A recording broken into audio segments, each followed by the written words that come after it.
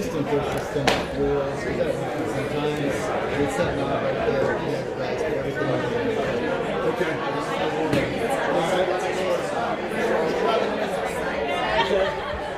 Everybody all right?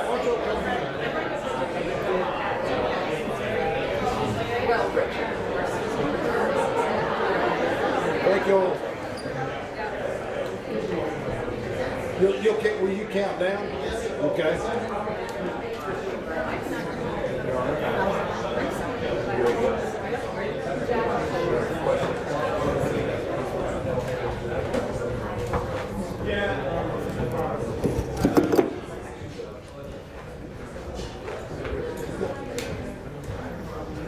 Hey, good to see you. Thanks for being here. Anytime you are. 5, 4, 3, 2. Well, good morning, everybody, and welcome to iconic and historic Austin 6th Street for us to talk about how we manage Austin 6th Street and move forward to make this a special part of Austin, Texas. My name's Kirk Watson. I'm mayor of the city of Austin, and we wouldn't be able to get this sort of information out to the public without all of the media being here, and so I'm very, very appreciative that you're here. I also want to take a moment just off the top and thank Sean Serkeel, who's here. There he is in the back of the room. He is the chef and the owner of this beautiful restaurant, and I really appreciate him being good enough to host us here today. We decided that since we were going to be talking about 6th Street and what's possible on 6th Street, we should do it right here in this beautifully renovated building that's in the heart of 6th Street. For years, I have been very interested in how we go about making sure our downtown is a special place. In fact, I used to refer to downtown as the living room of the entire community. I still feel that way. And Austin 6th Street is and particularly this stretch of 6th Street, where we're standing here now, holds great meaning not only for Austinites, but for people all over the world.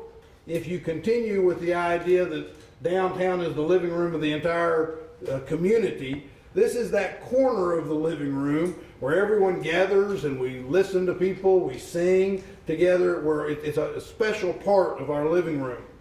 Many of us know this as the birthplace of many legendary musical careers, and at times it's been the cultural heartbeat of our city. I'm old enough to remember the first time I ever heard Nancy Griffith, who many of you know went on to have an international career, and the first time I heard her was at a little bar, I think it was called Snavely's. It wasn't much bigger than what we're in right now, but here on 6th Street. So it's launched a lot of careers. Well, the truth is that our downtown, Austin's living room for the entire community, needs a little bit of renovation. And this is one element of that. Just like any room, just like any street, any district, or any neighborhood, without careful attention and investment, will begin to lose its luster. Even one that is as famous and storied as this one. What you see outside today and the changes you've seen over the past month of how we approach safety here are part of a larger effort to re-energize, renew, and really renovate 6th Street. We want to create a district that's not just connected, but integrated with the rest of our downtown. And that is not how 6th Street feels today. We want to burnish 6th Street's reputation as a lively entertainment district where music legends are born, but we also want a district that isn't a ghost town Monday through Thursday. 6th Street should be a place that is vibrant at all hours, that has ample walking space and restaurants, bars, and retail that appeal to a wide range of people. Most of all, 6th Street must be safe. Safe for pedestrians, safe for revelers, safe for everyone. That's why we're moving forward with these changes. to move pedestrians out of the streets and onto expanded, safer sidewalks. Austin Police Chief Lisa Davis is going to talk through the details of current changes and how we'll be monitoring success. We've been engaging and collaborating with property owners and business owners, and that's going to continue. Our plans are going to be influenced by how the changes are going and whether they yield the benefits that we believe they will. We also have Anna Martin from the city's Transportation and Public Works Department, who will show us graphics and pictures of traffic changes and safety equipment that we're going to be using. And importantly, we're also going to hear from the Downtown Austin Alliance. Cheryl Scully, who represents the Downtown Austin Alliance, will share their perspectives as well. So with that, I want to invite our Chief of Police, Chief Davis, to the podium. Thank you, Mayor. Appreciate that. I'm excited to be here this morning to discuss this important initiative to make 6th Street footprint not only safer, but more vibrant, more walkable for our community and our visitors. You know, I know that 6th Street is a place that everyone in this room has memories of 6th Street and what that is. And me in particular, I was here about 15 years ago for a conference, and that's when I first fell in love with this city, was staying at the Driscoll Hotel and walking down to 6th Street, and just what a vibe it is. And that is not something that we want to lose, but it has changed, and we've talked about that. But I've also spent a significant time of looking and studying and understanding what 6th Street looks like beyond that entertainment piece. More importantly, the public safety of that. And so a key part of this initiative was to develop a plan that would increase pedestrian safety, decrease the number of officers being injured, and the need to respond to resistance. And then making the experience for those visiting, those who live here, who come down to 6th Street, more enjoyable. And as we started putting this plan together and talking to these business owners, it became clear, as a police agency, what we needed to do to make it safer. And so how do we impact public safety? What's this look like? So we spoke to business owners, community members in the area to discuss the plan and get their feedback. We also worked closely with other city departments, as you can see from here, to identify what we needed to develop a plan that would be safe for vehicular traffic and pedestrians. And then we did a soft launch at the beginning of December by opening those parts of 6th Street on on Sundays and Thursdays with no incident. We had no incidents on that. So this brings us to where we are today. So 6th Street, opening 6th Street to that vehicular traffic on Thursdays, Fridays, and Saturdays, as well as Sunday. So as the mayor mentioned, we will assess how things are going and then to make those adjustments as needed. I'm going to see how these gaps are and what we need to do if we see any of those gaps. So if you plan on visiting 6th Street this weekend, you'll notice that we've created a wider sidewalk and we've added rubber curbs and fencing. If you're driving, make sure that you maintain a slower speed and be aware of pedestrians. Also be aware of new signage in the area as relating to parking and street closures. I will be out here this weekend, as well as I think some of my friends from EMS and others, to see how this plan is operating, and again, look for any gaps that we need to address. That's it.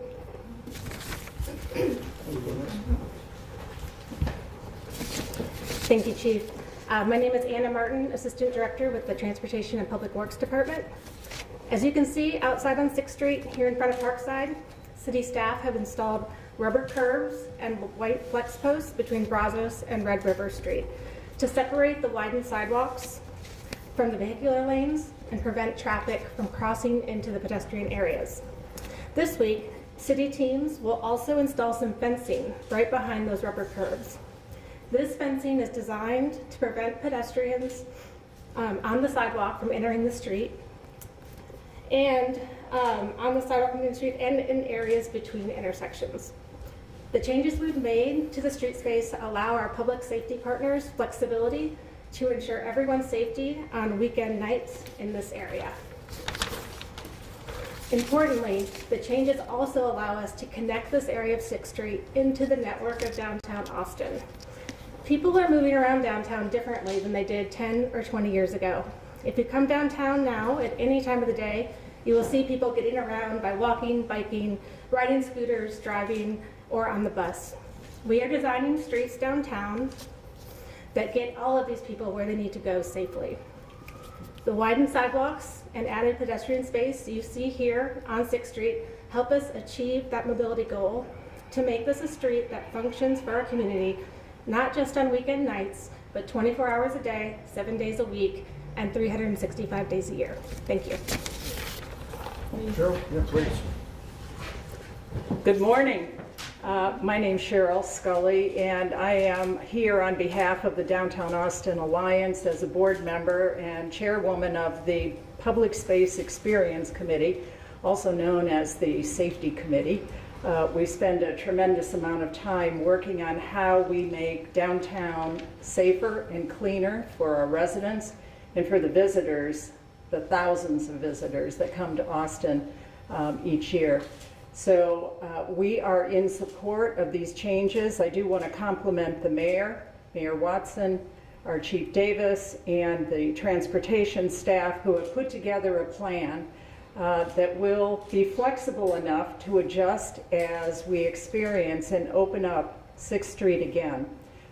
Several of the investors in 6th Street are here today. They have done a tremendous job, such as Sean here in Parkside, renovating buildings, and there's more to come.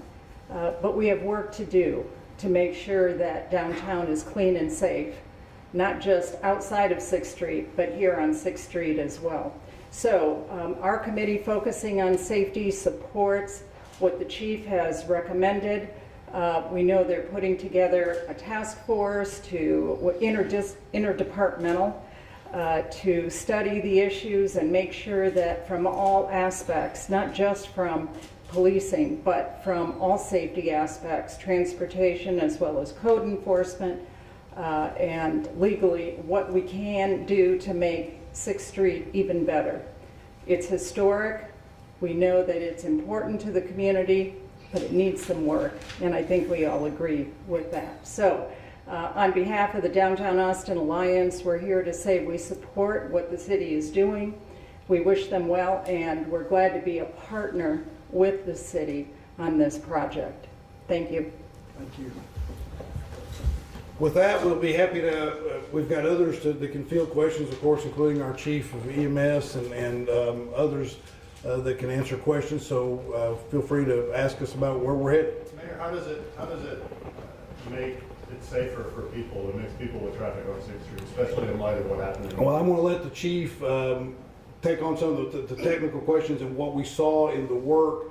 What I'll say is that one of the things, and I think it was our very first time we ever talked after she'd been hired, we talked about what we would do with regard to this, and she talked in terms at that time about wanting to work with consultants and experts in the area, and so I'll let her address that. Yeah, I guess I would ask the question back to you. In what world is it safe for pedestrian? If you've seen what we use to block off traffic, that is not safe. And so these officers that do this every weekend, if you talk to them, what they say is they put these barricades up and they get to work on what they need to do, and they pray nothing happens. So the resources are not there to put those true barricades in place. We don't have those. So those, if you're thinking of just outside now, outside 6th Street to block off for our parking here, that's what they use. And so we have to get heavier. The equipment and the infrastructure is not here to do that. So it is safer to have pedestrians on the sidewalk, a sidewalk that is wider and a sidewalk that is managed. Yes, ma'am. I'm sorry, go ahead, ma'am. Is this happening because of in light of what happened in New Orleans, or was this already like in the works? Oh, this was a plan. This was a plan. Again, when I'm looking at, this is you talk about this geographical area, we're talking about 0.05% of the land mass in this city. And it concentrates on 25% of our uses of force here and our officer injuries. All of those things are happening here. So you put that safety on the top of, it is just not a safe practice. And so the chaos that ensues when we're locking down these streets like this and inviting more chaos into this place, it is not tenable. It has to change. Can I add one thing? Yes, yes, sir. And specifically your question, this was something that was in the works, and we were looking at how we wanted to go about addressing this. As I said in my opening comments, this part of downtown, we needed to be doing something on this. Anytime that you look at an area like this, a street that attracts a lot of people the way that 6th Street does, what happened in New Orleans, even without it had it not happened, even before it happened, those are the kinds of things that are top of mind just as you go about doing those kinds of things. But fortunately for Austin, we were already doing this. Frankly, I think we probably would have been now having something like this event even before New Orleans, but we were waiting on the infrastructure that we were going to put into place to have that ready to go before we were doing something like this. Mary, you know, She had a question that we. Yeah, a couple of weeks ago, there were dump trucks blocking the end of the streets. Are those still there? What was the reasoning for putting them there and then taking them? So that first week was a response to New Orleans, and that was just me ensuring that this was a lone wolf attack until the FBI came out and substantiated that, right? I wanted to make sure that this is an entertainment district that's known worldwide, and we do get a lot of visitors here, so just to ensure the safety. That second week was about, we did not have our infrastructure, were not delivered in time. We had weather, we weren't sure if we were getting icy conditions, so that was part of that for that second week. When it comes to the revitalization and safety of 6th Street as a whole, we heard a lot of these similar promises back when the Safer 6th Street resolution passed a couple of years ago. What is different about this, and what is going to make this stick? I want to say that was a couple of years ago, and one of the things that, so I'll say it, that was a couple of years ago. And one of the things that we have, I think, done better over the last couple of years is recognize when basic needs need to be addressed and then making sure that they're addressed. This is one of the things that I've wanted to see us take action on. As I indicated, I think it was the very first conversation I had with the chief, and I had already had the conversation with the new city manager about what we needed to be doing with regard to 6th Street, renovating 6th Street and addressing it differently. You see us already taking action. We may be announcing something today, but we're ready to take action and have already taken action. But I want to be very clear about something.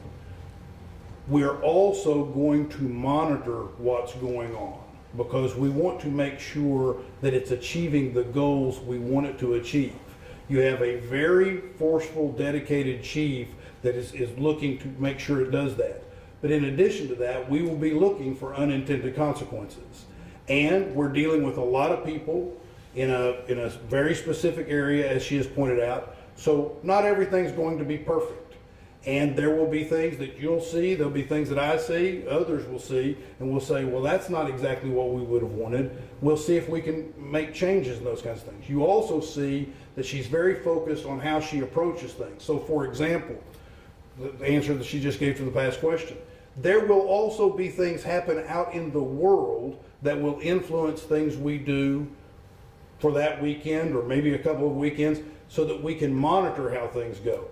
This is not going to be something static, but we are acting and we are prepared to do it right now. If I can follow That up, was, can I just yeah, clarify? sure. Just quick clarification. I'm also talking about just the revitalization of 6th Street in general and how that. Sure. Well, part of the problem on revival, we're standing. I'll just say this: you're standing in a place or in a place, not really standing, but I like your style. We're in a place where there's been a substantial investment of money made by a private entity. And there are others that I believe will follow in due course in that regard, but to some degree the city has to step up and do its part. And so I think that what we're doing here is in essence, and that's why you hear Cheryl from the Downtown Austin Alliance talk about the way she talks about it. We need to act at the city. We are now acting at the city. We will continue to monitor and act at the city. And I think what you will see is more of this kind of excellent investment into 6th Street. And as has been pointed out by the chief, she's not done and we're not done talking to the businesses and others that want to make that kind of investment about what is it you need and are we able to provide that. Yes, sir. People are referencing New Orleans, but, Austin had its own incident. It did not go down 6th Street. I know we're talking about 6th Street today, but would this be expanded, particularly during time to South by Southwest when, the guy went down 9th Street and down Red River? Is that something that this is like, you were saying it's not static, so this you think is going to continue and move into other areas in the downtown area? South by Southwest, that will look just like it has in years past. That we have to close down these things for South by Southwest. So that is a different thing. We're talking about a normal weekend and a Thursday through Sunday here on 6th Street. So when we have those larger events that have already taken place year after year, that will continue. And you're never going to be, and I'm never going to promise that we're going to put everybody in a position where nothing bad's ever going to happen. We just don't live in a society where you can say something like that, and while it will always get the news when it happens, and I'll be asked questions about, am I able to stop all bad things from happening? That's just not realistic. What we will do, though, is exactly as you've seen the chief outline and lay out, is we are going to take actions to make things better and make things safer, and we will continue to do that, and we'll continue to monitor it.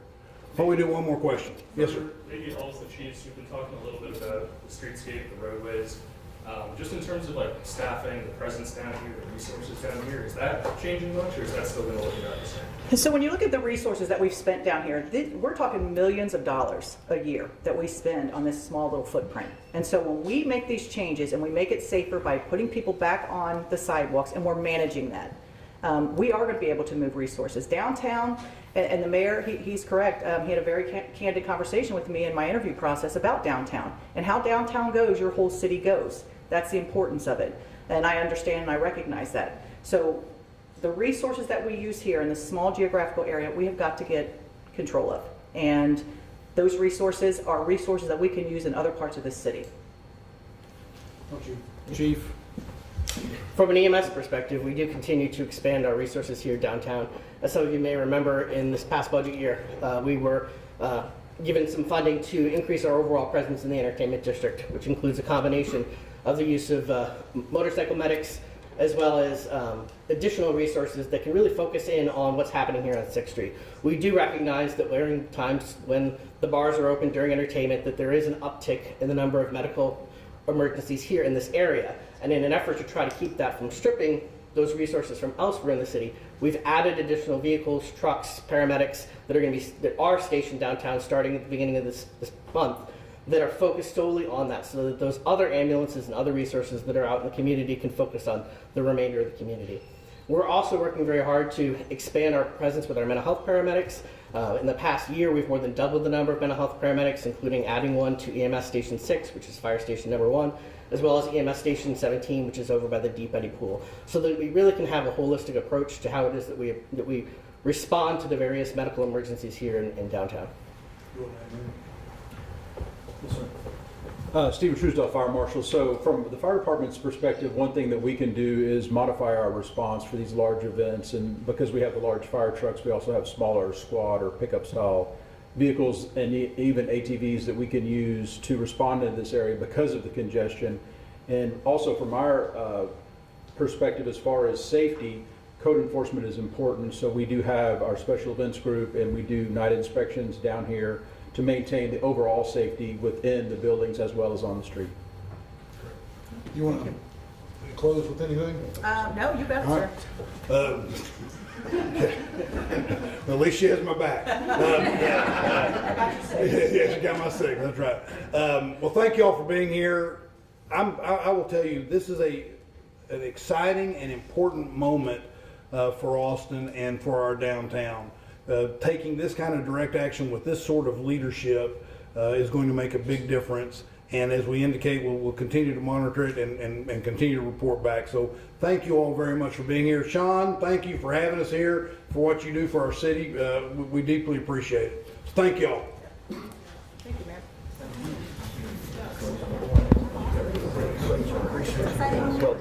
Well done. Great job. Thank you, man. If you park in the parking garage, Jack has some validation slips for you.